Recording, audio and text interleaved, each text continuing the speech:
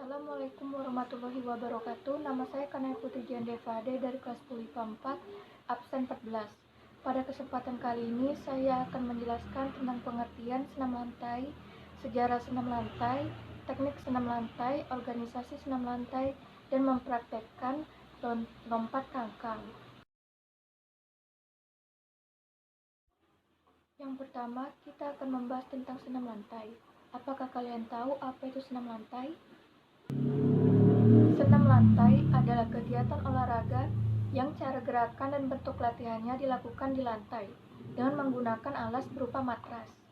Matras berfungsi sebagai alat bantu utama yang untuk mengurangi risiko terjadinya kecelakaan atlet yang sering bersentuhan dengan lantai. Ukuran lantai yang digunakan dalam senam lantai adalah 12x12 meter dalam ruangan yang berukuran 14x14 meter.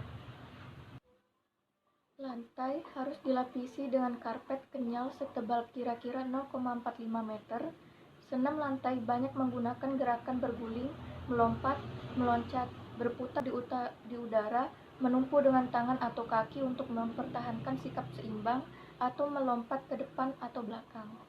Senam lantai merupakan salah satu cabang olahraga yang mana senam ini dapat mengendalikan aktivitas seluruh anggota badan. Senam lantai ini merujuk pada gerakan yang dikerjakan dengan cara kombinasi terpadu dan kemudian menjelma dari setiap bagian anggota tubuh. Yang kedua, sejarah senam lantai. Senam lantai diperkirakan telah ada sejak zaman Yunani kuno. Pada abad ke-20, senam mulai populer dan menyebar di seluruh dunia. Perkembangan olahraga ini sangat pesat hingga akhirnya mempunyai banyak cabang. Satu di antaranya adalah senam lantai. Sementara, awal masuknya senam di Indonesia ialah pada tahun 1912 saat masa penjajahan Belanda. Masuknya olahraga senam tersebut bersamaan dengan ditetapkannya pendidikan kebugaran jasmani sebagai satu di antara mata pelajaran wajib di sekolah.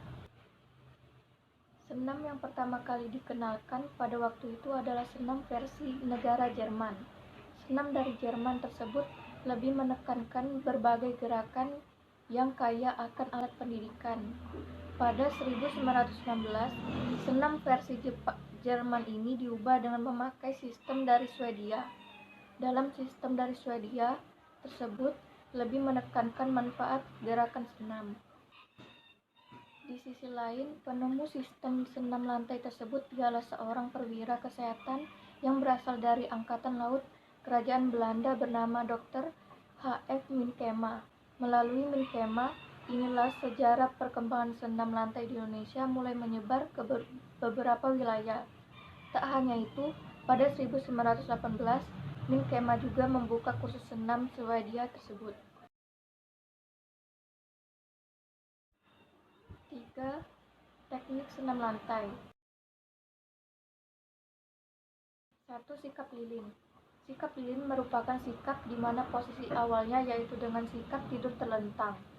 Selanjutnya dengan mengangkat kedua kaki lurus ke atas, rapat kedua kaki tersebut. Pada gerakan ini, pinggang ditopang oleh kedua tangan, lalu posisi pundak tetap menempel pada lantai. Sikap lilin harus bertumpu pada punggung bagian atas serta siku dan tangan yang menahan pinggul. Sikap ini kaki tersebut. Pada gerakan ini, pinggang ditopang oleh kedua tangan, lalu posisi pundak tetap menempel pada lantai. Sikap lilin harus bertumpu pada punggung bagian atas serta siku dan tangan yang menahan pinggul. Sikap ini memiliki tujuan agar melatih keseimbangan dan ketenangan. Tahap permulaan. Pada tahap ini dilakukan dengan bantuan teman yang bertugas menopang pinggul agar tidak terjatuh. Tahap kedua, teman bertugas memegangi kedua kaki bagian atas. Hal ini dilakukan agar kedua kaki dapat lurus dan rapat. Tahap ketiga, penutup, dilakukan tanpa bantuan teman, artinya latihan ini dilakukan sendiri. Kedua, teknik berguling depan atau forward roll. Berguling depan adalah berguling ke depan dengan urutan gerak dimulai dan tengkuk, punggung, pinggang, dan panggul bagian belakang. Pertama, jongkok lalu rapatkan kaki, letakkan lutut ke dada dan kedua tangan menumpu di depan. lalu berguling ke depan, dan ketika panggul menyentuh matras, peganglah tulang kering untuk menuju posisi jongkok. 3. Teknik berguling belakang atau back forward adalah bentuk gerakan mengguling yang dimulai dari pinggul, pinggang bagian belakang, punggung, kepala bagian belakang, dan yang terakhir kedua kaki. Gerakan ini diawali dengan jongkok dan kedua tangan di depan serta kaki sedikit rapat. Kepala ditundukkan, kemudian kaki menoleh ke belakang. Saat panggul mengenai matras, lipat kedua tangan ke samping telinga dan telapak tangan menghadap bagian atas untuk siap menolak. Kaki segera diayunkan ke belakang melewati kepala dengan dibantu kedua tangan menolak kuat, serta kedua kaki dilipat sampai ujung kaki dapat mendarat di matras dalam posisi jongkok. 4. Berdiri dengan kedua tangan atau handstand adalah bentuk sikap berdiri dengan tumpuan kedua belah telapak tangan. Gerakan dimulai dengan sikap berdiri. Letakkan kedua telapak tangan di atas matras. Tarik kaki ke belakang ke bagian atas dengan gerakan mengayun. Mulai dengan kaki kanan, kemudian diikuti dengan kaki kiri, atau dapat juga sebaliknya. Dan pertahankan gerakan tersebut selama beberapa detik.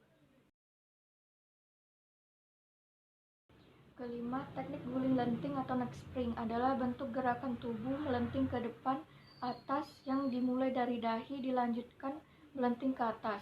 Kepala, bahu, pinggang, pinggul, dan kedua tungkai serta kedua lengan ikut melenting ke atas sampai pada kedua kaki mendarat secara bersama-sama. 6. Teknik kayang merupakan sebuah gerakan senam lantai dengan posisi kedua tangan dan kaki akan bertumpu pada matras dengan posisi terbalik, kemudian merenggang dan panggul serta perut diangkat ke atas. Manfaat dari melakukan kayang ini adalah untuk melatih tubuh agar tetap lentur, terutama pada bagian bahu. Yang ketujuh, teknik loncat harimau dimulai dengan sikap awal berjongkok dengan telapak tangan menumpuk kuat di atas matras. Setelah itu, angkat pinggul ke atas dan lakukan setelah berguling ke depan sampai pundak menyentuh ke matras. Di sisi lain, biarkan tungkai tetap lurus dan letakkan pundak serta tangan ke atas matras. Setelah itu, gerakan kaki ke atas dan ke depan sehingga posisi tubuh dan kaki di dalam posisi melayang. Lalu lenting tangan dengan kuat sehingga kembali ke posisi mendarat. Selanjutnya, berdiri dengan kaki sejajar, lalu loncat dan melayang ke depan untuk bisa melakukan loncatan harimau. Tumpukan telapak tangan ke matras, lalu lipat dengan dan masukkan kepala kedua lengan sampai pundak bisa menyentuh tanah. Lanjutkan gerakan ini dengan berguling ke depan. Gerakan akhir dari sikap ini adalah bertumpu dan jongkok. Yang kedelapan, ada lompat kangkang. Pada lompat kangkang dilakukan dengan cara melompati sebuah peti atau kotak yang posisi badan condong ke depan dan membuka kedua tangan saat melewati peti. Yang terakhir, kita akan membahas organisasi senam lantai. Organisasi senam lantai internasional yaitu FIG, Federation International de Gymnastique, merupakan induk organisasi senam artistik internasional, termasuk di dalamnya cabang senam lantai. FIG bertugas menyusun segala petunjuk peraturan, penilaian, dan regulasi untuk semua aspek kompetisi senam internasional. Sementara itu, dalam lingkup nasional, senam diatur oleh masing-masing federasi nasional. Di Indonesia, Persatuan Senam Indonesia merupakan induk organisasi senam lantai nasional. Persani bertugas untuk membina atlet senam Indonesia untuk diikutkan dalam kompetisi nasional, SEA Games, Asian Games, Olimpiade, dan kompetisi senam internasional.